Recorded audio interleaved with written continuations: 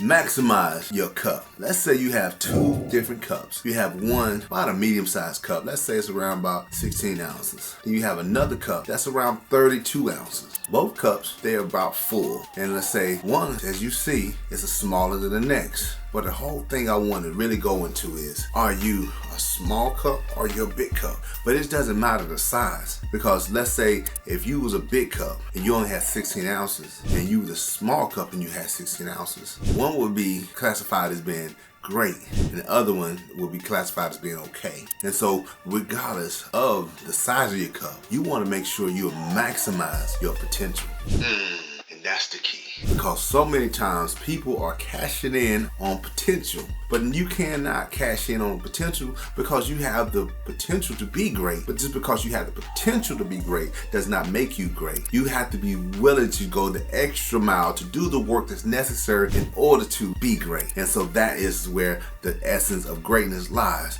is by willing to do whatever is necessary to fill your cup. And so when you are doing what's necessary, meaning you showing up every day, you're doing your part, and you making sure that you are the one who be counted on because you are adding value to your team. If you at work, if you're in your business, if you even in auxiliaries, meaning that you're a part of a group outside where you're not even getting paid, but you can be depended on to get the job done. Now you are being in a spot of greatness. Not saying you're going to be ever in a position where you're not going to make mistakes. So don't ever think making mistakes is going to hinder you from being great, because excellence is always in pursuit of, but never truly attained. Meaning that everything, no matter how great it is, it's always got some flaws. Every diamond has a flaw to it. Even though it may look great to the eye, it still has some flaws. So don't ever think everything you do is going to be excellent, but you're in pursuit of excellence every time you step up the bat.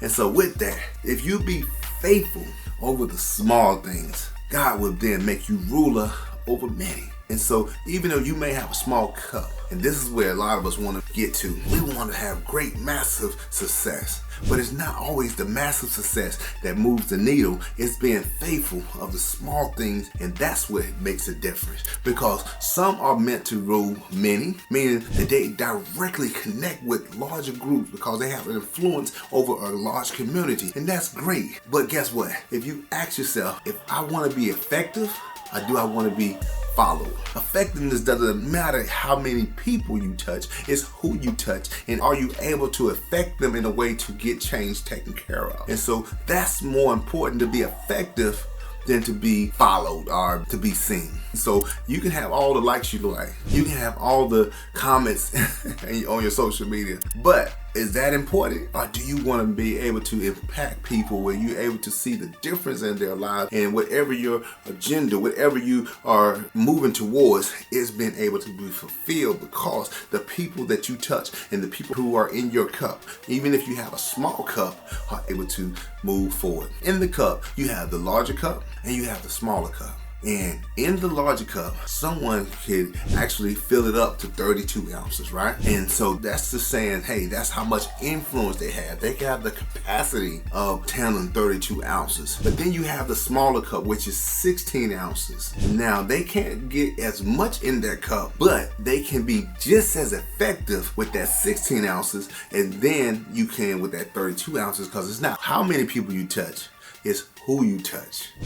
That's deep. Because some people are able to touch the greater, the 9s and 10s, and this person over here may talk to the 3s and 4s, meaning not everybody's able to think on the same level. So you may have someone who, what I say is green, meaning they're very young in a certain area, and that may be like, let's just kind of use an analogy of school. When we was in school, you had more people who, everybody probably finished elementary most likely. Not as many people finished high school. Why? Because some dropped out along the way. And so if you had to weigh it out, let's say the elementary was the 32 ounce, but the high school was the 16 ounce. And so if you compare those two, you would say, hey, more people are going to be successful at doing these elementary years than they are the high school years. Why?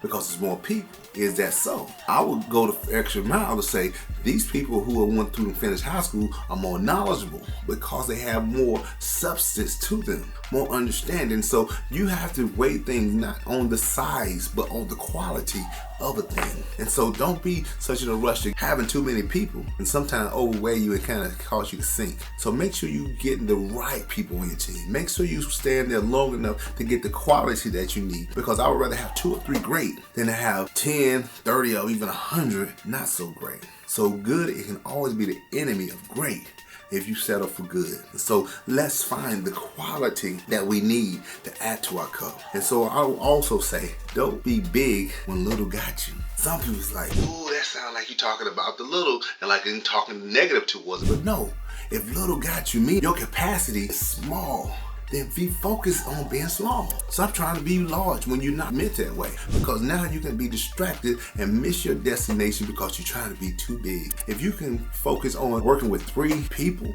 that's your capacity, then be focused on 3 and do great with those 3. Meaning that you can spend time, you can give them attention, you can walk beside them, you can give them the help that they need, because you were built for 3. And stop trying to be 20. Or more. So just stay in your lane.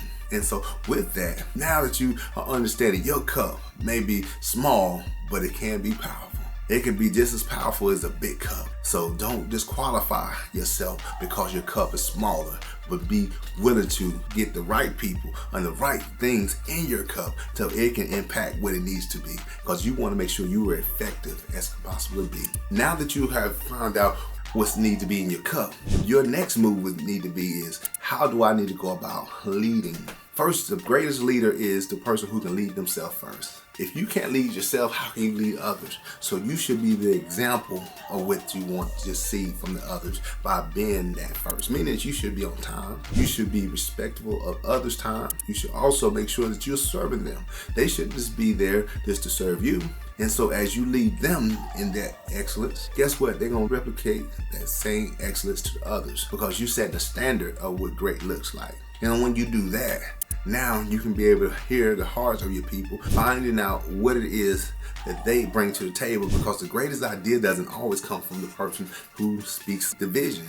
When you get people, your great people around you, they can help shape the vision once it's been shared. That's where the essence, that's where the beauty, that's where the greatness comes, because not only you are the thinker, but you can take that idea and dig deep, you go further. So some of us are an inch wide and a mile deep. Then you have other people who is a mile wide and an inch deep. It is not saying one is right and the other one's wrong, but you have to understand who you are. Joel Osteen, my God, I listen to his stuff all the time. But he's a mile wide. I mean, he has massive people who follow him, but his substance is only an inch deep. Meaning he doesn't go deep into the scriptures, breaking down the homiletics, the Hebrew, the Greek. He doesn't dig deep. He stay right there at the surface. But he's effective because somebody has to catch the fish. He's a catcher of fish. Meaning he doesn't clean them, he doesn't fry them, he doesn't do all the rest to it, but he catches the fish. And now you got other people who can do the other aspects of it. And I'm pretty sure his ministry have other people who does the other work. But you have to know what you're great at. Don't be deep.